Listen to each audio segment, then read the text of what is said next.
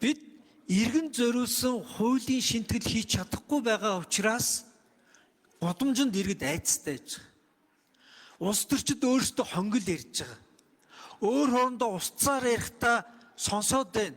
Дарга нарыг дуудахдаа 1 2 3 гэх бүр хочоор нь ярьж байгаа.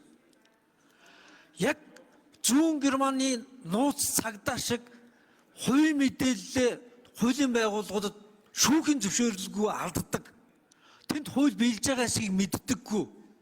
Иргэний эрхчлөө хаана эвдэгдээд байгаа гэдэг ямар ч ойлголт байхгүй. Гэтэл гудамжинд нь иргэд нь хүн тутгуулж яадаг, зодуулж яадаг, хуулийн байгууллагт эрүү шүүлтэнд өртөж яадаг.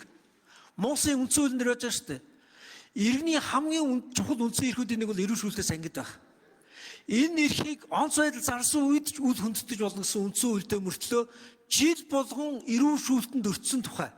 Энэ нь бүр эрүүгийн гэмт хэрэгтээ тэнцэх ёстой байгууллагууд нь иргэнийхээ эсрэг хийдэг болцсон тухай сонсоо сууж байгаа.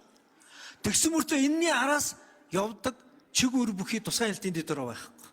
Хууль зүйн байнгын орон яг шүдгүү арсан шиг гар хөлн боомлогдчихсон. Энэ асуудыг шийдэж биднээс яг хууль хаана бэлэхгүй байгаа юм? Хүний эрх хаана зөрчигдөд байгаа юм? Энэ гэмт хэрэгтээ тэнцэх байгууллагууд чинь өөрсдөө гэмт хэрэг хийгээд байгаа юм уу юм уу гэдгийг улсын хурл өөрөө мэддэг болно. Улсын хурл энэ парламентод ёсныхаа агуулгаар ардчлалаа хамгаалах чадвартай болно.